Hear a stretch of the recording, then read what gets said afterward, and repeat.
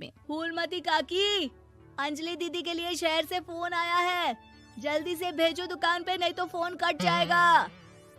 हाँ हाँ बेटा, अभी भेजती हूँ।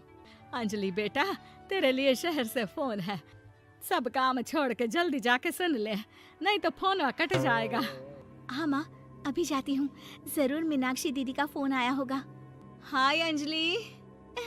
नमस्ते दीदी, मेरा मतलब हाय, कैसी हो आप? यहाँ तो सब ठीक है। मामा मामी कैसे हैं? तू कैसी है? मेरे तो एग्जाम्स होने वाले हैं, हर रोज कॉलेज जाना पड़ता है, lectures, extra classes, private coaching. ओ मैं तो इतना थक जाती हूँ, क्या बताऊँ। आपकी कॉलेज वाली बहन जी आपको इतना पढ़ाती है, तो घर कब जाती हैं आप दीदी? अरे नहीं नहीं, ये सब सिर्फ मेरी प्रोफेसर नहीं पढ़ाती, मैं अलग से दूसरे टीचर्स के पास भी पढ़ने जाती हूँ। दीदी फिर तो आप बहुत थक जाती होगी ना, आप ना पैदल मत जाया करो, टांगा ले लिया करो दीदी।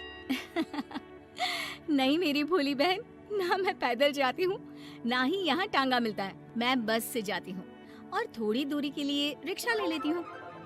सच्ची? वहाँ पर टांगे नहीं, बस चलती है? वाह, वो भी हर रोज? हमारे गांव में भी बस आती है, दिन में 2 बार। यही तो खास बात है शहर की, यहाँ बसें पूरा दिन दौड़ती हैं सड़कों पर, और सिर्फ बसें ही नहीं, कार, स्कूटर और ट्रक भी, और तो और थोड़ी दूरी पर तो हवाई जहाज भी है, जहाँ से हवाई जहाज आसमान में उड़ते हैं। अच्छा दीदी, मैं फोन रखती हूँ, बुआ जी फूफा जी को मेरा नमस्ते कहना। हाँ माँ, हम लोग शहर में क्यों नहीं रहते? बुआ जी, फूफा जी और मीनाक्षी दीदी तो शहर में ही रहते हैं। अरे क्योंकि तेरे बुआ जी की शादी शहर में हुई थी, इसलिए बेटा। शादी से पहले वो भी तेरे पापा और दादा दादी के साथ गांव में ही रहती थी। तो फिर माँ, मुझे शहर भेज दो ना, मैं भी शहर देखना चाहती हूँ। इतनी बार मीनाक्षी दीदी से शहर के बारे में सुन चुकी हूँ, अब मैं भी वहाँ जाकर देखना चाहती हूँ। बस आप मुझे शहर भेज दो। ठीक है, इस बार गर्मियों की छुट्टियों में कुछ दिन रह आना शहर, अपनी बुआ के घर। अब तो खुश ना? हाँ माँ, बहुत खुश। आप देखना मैं शहर जाके कितने मजे करती हूँ। अंजलि अगले दिन स्कूल जाती है और वहाँ अपने सारे दोस्तों को अपने शहर जाने की बात बताकर चिढ़ाती है। अरे श्रद्धा, शीतल, सरोज, तुम लोग इन गर्मियों की छुट्टियों में कहाँ जा रही हो? एकादशी वाले गांव के मेले में। हम तो दूसरे गांव में नानी के घर जाएंगे, उनका घर नहर के किनारे है, बड़ा मजा आएगा। हम इस बार कहीं नहीं जा रहे, बल्कि हमारे घर में रहने के लिए मेहमान आएंगे। और तू? अरे मेरा क्या है, मैं तो बस पास वाले शहर जा रही हूँ, अपनी बुआ जी के घर, वहीं रहूंगी कुछ दिन। तुम लोग चिंता मत करना, मैं चिट्ठी लिखूंगी तुम सबको वहाँ से। पापा मुझे तो चक्कर आ रहे हैं, जी घबरा रहा है। बेटा, शहर आने की जिद भी तो तूने ही की थी, अब पहली बार बस में चढ़ी है तो यही होना था, भुगतो अब। अरे मामा जी, अंजलि, आप लोग आने से पहले बता तो देते, मैं लेने आ जाती बस स्टैंड तक। आओ आओ भैया, आओ बेटी अंजलि। माँ बुआ जी कैसे हैं वहाँ, और भाभी कैसी हैं? सब ठीक है, बस अंजलि जिद कर रही थी कुछ दिन आप लोगों के साथ रहने की, सो छोड़ने आ गया। दीदी, आप मुझे शहर घुमाने ले जाओ ना, मुझे भी शहर देखना है। हाँ हाँ चल, तैयार हो जा जल्दी से। अंजलि तैयार होने जाती है और कुछ देर बाद जब बाहर आती है तो अरे ये क्या कर दिया तूने? मार्केट तक ही तो जाना है, इतनी डार्क रेड लिपस्टिक, इतने बड़े बड़े झुमके और चूड़ियां और चेहरे पर इतना सारा पाउडर। मेरी बहन, ऐसे नहीं चलेगा, जा और ये सब हटा के आ। अरे कैसे, क्यों?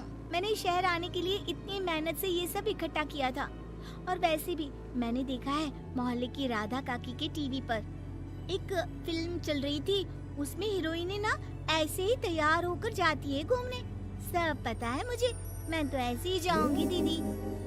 अंजलि शहर की चकाचौंध को देखकर बहुत हैरान और खुश होती है। ऊंची ऊंची इमारतें, सड़क पर दौड़ती गाड़ियाँ, बड़ी बड़ी दुकानें, उसकी एक्साइटमेंट का ठिकाना नहीं था। दीदी, ये छोटा सा कमरा सड़क के किनारे क्यों रखा है? इसमें कौन रहता होगा? ये कमरा नहीं, पीसीओ है, पीसीओ। यहाँ पर लोग फोन करने आते हैं, सिक्का डालकर। ओह, हमारे गांव में तो दुकान पे ही जाते हैं बात करने। अच्छा चल, तुझे रेस्टोरेंट में खाना खिलाने ले चलती हूँ। Excuse me, 2 plate noodles please and 2 Cola. Meenakshi को ऑर्डर प्लेस करते हुए अंजलि बहुत ध्यान से देखती है और थोड़ी ही देर में ऑर्डर लेकर वेटर आ जाता है और खाना टेबल पर रख देता है। अरे, ये लंबी लंबी सेवइयाँ खाते कैसे हैं दीदी? और इसके साथ कोई अचार, प्याज, मूली कुछ भी नहीं दिया, बस ये छोटा सा पेट खुजाने वाला दे दिया है। गांव में तो छोटे छोटे चावल ही होते हैं जो कि हाथ से ही खा लेती हूँ। अब इसे कैसे खाऊं दीदी? एक्सक्यूज मी, एक चम्मच प्लीज, और लिटिल प्याज और अचार और मूली और एक गिलास मट्ठा, वो बाद में। हाँ। अब ये सब सुनकर आसपास बैठे लोगों को हंसी आ जाती है। मीनाक्षी भी अपनी हंसी किसी तरह रोकने की कोशिश करती है और वेटर मुस्कुराता हुआ वहाँ से चला जाता है। अंजलि समझ नहीं पाती कि सब किस बात पर हंस रहे थे, लेकिन वो छिप जाती है। दीदी, मुझे लगता है कि मुझे इन सेवइयों को ऐसे ही खा लेना चाहिए, इसी पेट खुजाने वाले कांटे के साथ। एक काम कर, तू मुझे खाते देख, जैसे मैं खाऊं तो भी वैसे ही खा ले। ठीक है दीदी। अंजलि खाते खाते नूडल्स में सिरका ज्यादा डाल देती है, फिर ऊपर से नमक दानी से खेलते हुए काफी नमक भी अनजाने में छिड़क लेती है। अरे, ये क्या क्या खा लिया? अरे हाय हाय, कितना कड़वा है।